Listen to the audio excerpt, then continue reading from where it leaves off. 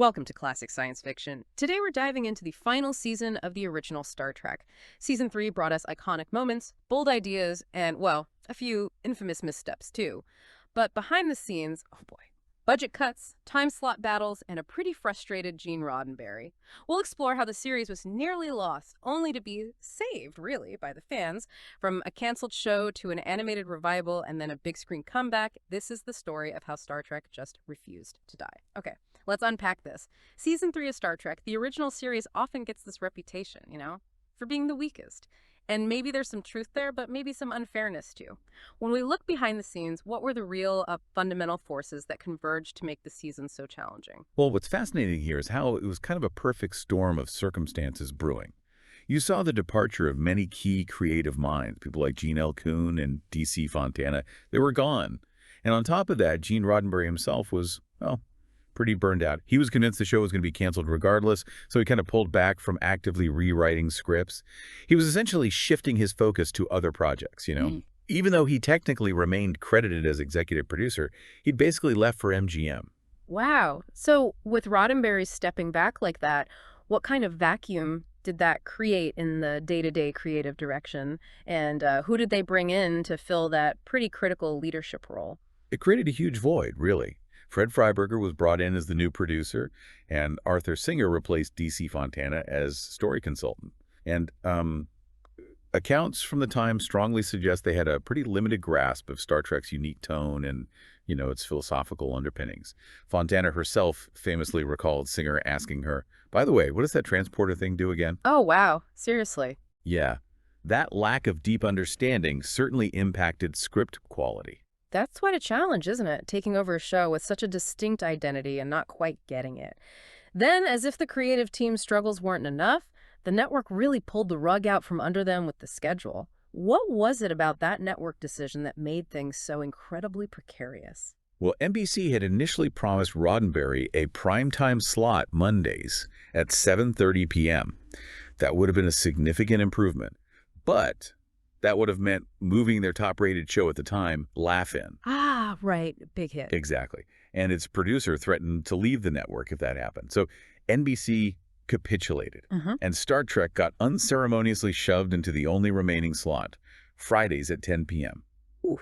Yeah, notoriously known as the Friday night death slot. Mm. Roddenberry's threats to walk were just dismissed because, well, the show's ratings were already low. That 10 p.m. Friday slot must have been just devastating, especially for attracting younger viewers, right? Weren't they a big part of the audience? Absolutely. A huge part. And beyond the scheduler, the money side wasn't looking good either. So what kind of financial constraints were they actually operating under for season 3? The budget was slashed even further. It cost about $175,000 per episode, roughly.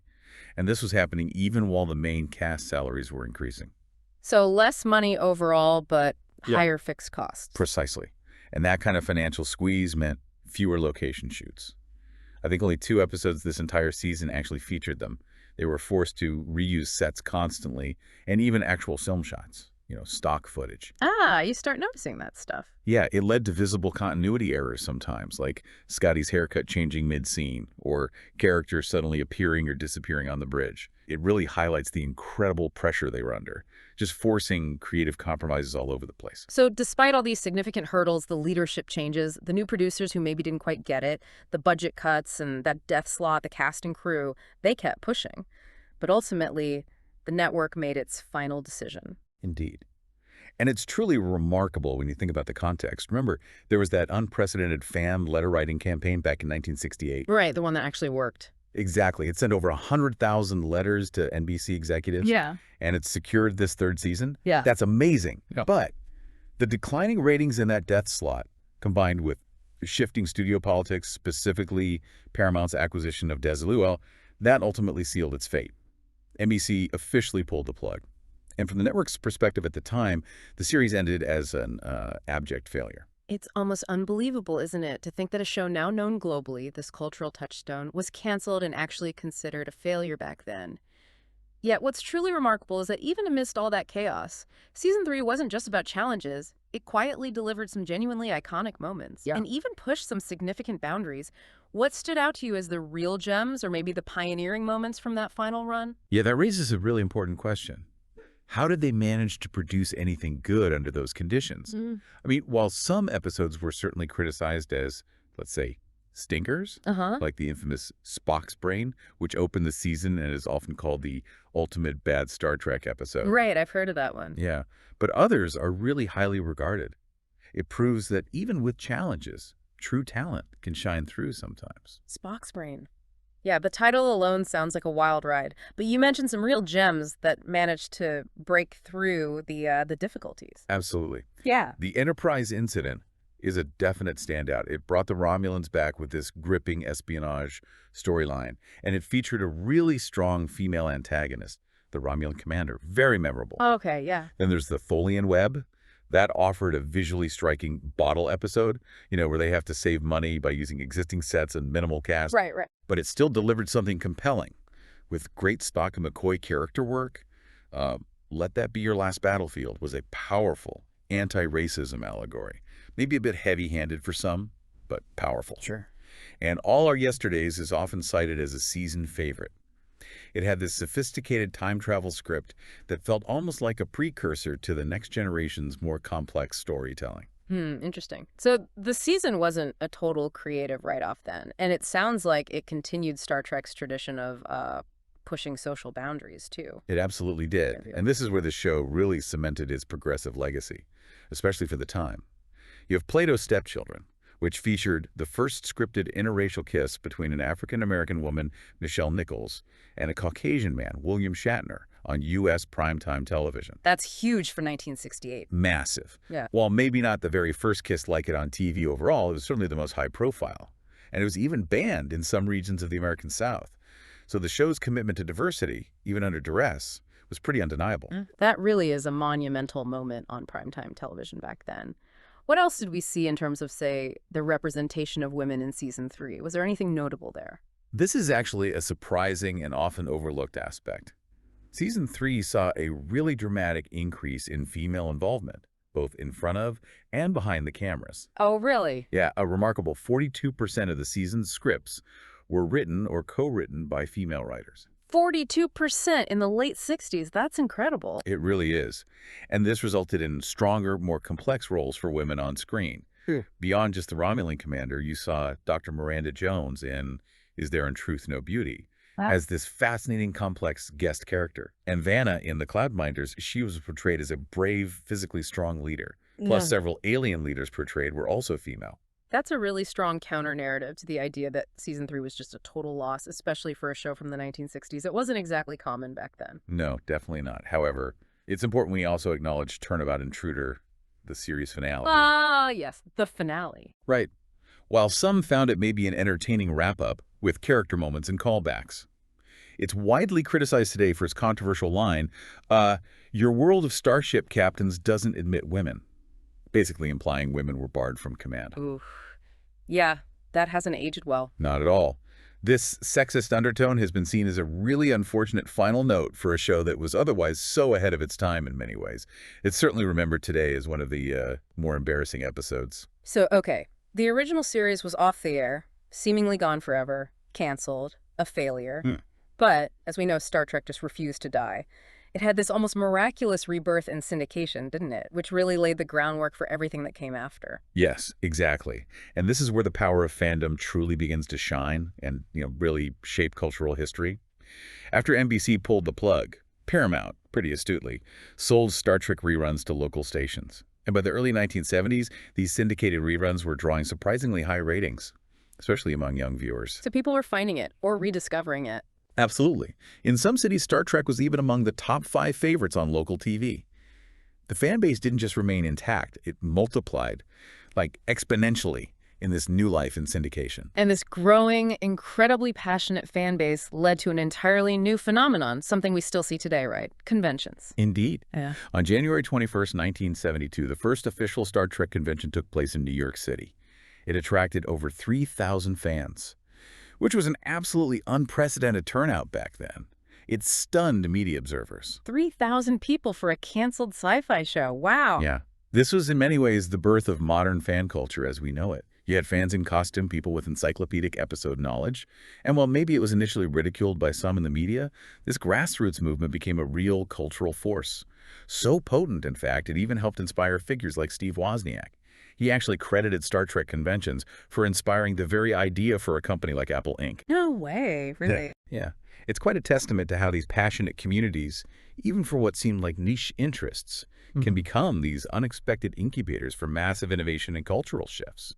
That's incredible. So the show that wouldn't die then boldly went into animation, which must have felt like a real lifeline for the franchise at the time. It truly was. Between 1973 and 1974, Star Trek, the animated series, aired on NBC, and crucially, it brought back most of the original cast to voice their characters. Hmm. With the notable exception of Walter Koenig, who played Chekhov. He wasn't included initially due to budget, though he did write an episode. Right. But despite its, somewhat limited animation techniques for the time, it managed to win a Daytime Emmy for Outstanding Children's Series in 1975, which proved its quality. An Emmy. Okay. So how did the animated format allow them to tell different kinds of stories? Maybe stuff that would have been impossible in live action back then. Oh, absolutely. Animation provided incredible creative freedom that just wasn't possible in live action, especially with the original show's budget constraints. It allowed for truly exotic aliens, massive landscapes, things that would have had prohibitive production costs. They could have picked things like a giant Spock or even the literal devil, stuff that simply wouldn't have been feasible otherwise. Right. The budget would never have stretched that far. Exactly. The series effectively acted as a season 4 for many fans. They even used story outlines that had actually been considered for the live-action show if it had continued.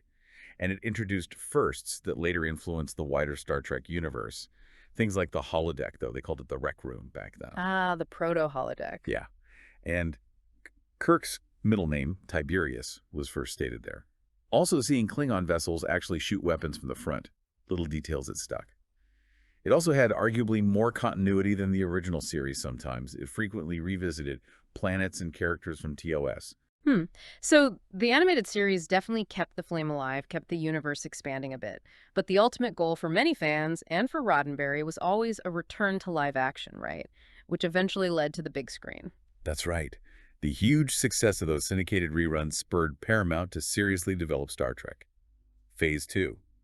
This was planned as a TV revival, set for 1978. Roddenberry was given full creative control, promised a significant budget. Sets were actually being built, and a new Vulcan prodigy character named Ixon was even cast. This was partly to replace Spock, as Leonard Nimoy initially didn't want to return to the role for television. Okay, so phase 2 was really happening, but the whole landscape of science fiction was dramatically changing right around then, wasn't it? With certain other massive space stories hitting the screens. Exactly. The absolute box office triumphs of Star Wars in 1977 and Close Encounters of the Third Kind, also in '77, demonstrated this immense, previously untapped potential for big-budget sci-fi films. Right. Suddenly TV sci-fi maybe felt a bit small scale. Precisely. This led Paramount executives to completely reassess their strategy for Star Trek. Literally just 2.5 weeks before Phase 2 was scheduled to begin production, the studio made an absolutely pivotal decision. Wow, that close. And that decision, I imagine, changed everything for Star Trek's future. It absolutely did. Paramount canceled the TV series, Phase 2, before it even started filming. Instead, they decided to channel those resources into producing a new feature film, Star Trek, the motion picture. So the movie rose directly from the ashes of the TV revival. Directly. The pilot script for Phase 2, which was titled In Thy Image, was deemed strong enough, cinematic enough for the big screen. Sets that were already under construction for Phase 2 were extensively reworked and expanded for the film, though many of the planned miniatures had to be scrapped, and a whole new special effects team, led by Douglas Trumbull eventually, was brought in to meet the new, much higher cinematic standards set by films like Star Wars. A huge undertaking. Massive. And this move to film also meant that the character Exxon was dropped, as Nimoy agreed to return as Spock for the movie. Though, interestingly, the character concept of Exxon would later influence the creation of Saavik in the movies, and even Data in Star Trek: The Next Generation. So nothing's ever truly wasted. It's truly fascinating, isn't it? How a canceled TV show, initially seen as a failure, was kept alive by sheer fan dedication, navigated syndication success, an animated detour, and a changing cultural landscape, only to find its way back to life not once but twice, ultimately becoming this huge cinematic and television universe that has endured for decades. So, wrapping this up, what does this all mean for us, the final season of Star Trek? The original series.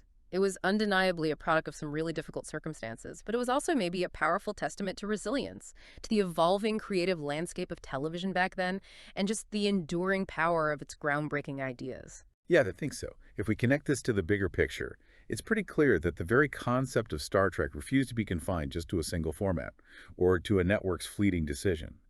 Its survival seems less about network approval and much more about this innate, persistent hunger for its optimistic vision, exploration, diversity, hope.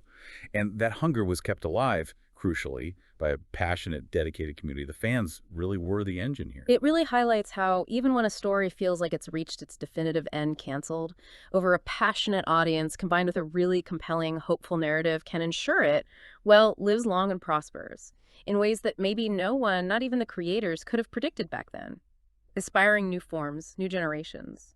Absolutely. Which kind of raises an important question for today, doesn't it? In our current era of endless reboots, revivals, and interconnected universes, can the power of a dedicated fan base still genuinely alter the trajectory of beloved franchises with that same kind of revolutionary impact? Or was Star Trek's journey, its survival and rebirth, kind of a unique artifact of its specific time, a pioneering example that really paved the way for the fan influence we see now? That's definitely something for you to ponder until our next deep dive.